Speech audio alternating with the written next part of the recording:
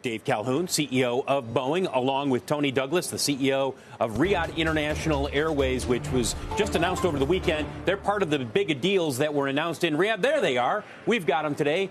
Gentlemen, thank you for joining us. Dave, I want to start first off with you. These are two huge orders, both with Riyadh International as well as with Saudia. 78 firm orders for 787 Dreamliners. Total value about $37 billion. But give us some perspective on how important this is in terms of furthering your footprint in the Middle East. Well, Phil, great to be with you. Thank you. Yes, this is significant. It's big. Riyadh Air, and you'll hear from Tony directly, offers new destinations to a population that's been underserved. Our wide bodies, the 787 in particular, play a very key role in connecting this region of the world with many other regions.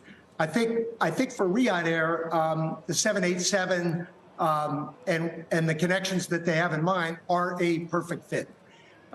So we couldn't be happier with the order, the size, the scale. Yes, critically important. As you know, we gave guidance with respect to the number of airplanes we would produce over the coming years. This fits within that, so we know that we can serve them well. Serving the Middle East, in our view, is a very, very important and critical market for wide bodies, and we like that Boeing won this one. Tony, you just launched over the weekend. A, how quickly can you get these Dreamliners into service? And B, where are most of these going to be used? Are we talking about primarily Middle East? Are we talking about to Europe, to Asia? Where do you see using these Dreamliners? Well, you're right. This has been one incredible week for us. 2 days ago, His Royal Highness, the Crown Prince, pronounced the establishment of the new national carrier, Riyadh Air. And here we are today doing a deal with Boeing. It's a kingdom-wide order for 121 aircraft, of which 72 of them have signed up for Riyadh Air. And we will connect the kingdom to over 100 different destinations. And this is a really important part of the 2030 economic diversification strategy, which will see a lot more travel and tourism, a lot more connectivity to global destination attractions here in the Kingdom of Saudi Arabia. And as Dave said, there's no better platform for us than the 787 Dreamliner. So today, super excited here in Riyadh. Dave, how is ramping production going? I know the FAA just said that you guys will be pretty much delivering Dreamliners again now that you had this brief pause here.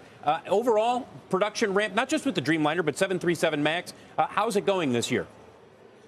It's going well. It's meeting, maybe even exceeding our expectations a little bit. The pause, as you reference, as you know, was a conformance moment and pause that lasted, a little over a week. Deliveries are imminent. And we produced, as I think you've commented on the air before, we produced airplanes every step of the way. So, yeah, things are getting better. We're confident that the rates that we called out with respect to investors toward the tail end of last year are rates we can meet. The supply chain issues, while they will stay and be prolonged over the course of this year and maybe somewhat into next year, you'll recall we didn't predict any massive improvements. We simply said these rates and the supply chain's ability to meet these rates isn't counting on miracles. It's simply us working with each supplier and hitting the plant. Sure. Tony, quickly, we're running up against the end of the hour, hard break here. Any other orders that you expect to be announcing, let's say, in the next 6 months or a year, or is this enough for you guys to have on your plate to begin with? So the ambition here in the kingdom is huge. And this today with the startup is our first big order, 72 wide-body aircraft. There will be more orders for the avoidance of any doubt. But I think importantly, what I also want to share with you today is because we're a startup, we've got a blank sheet of paper. So we're going to establish ourselves as the world's first true digitally native airline.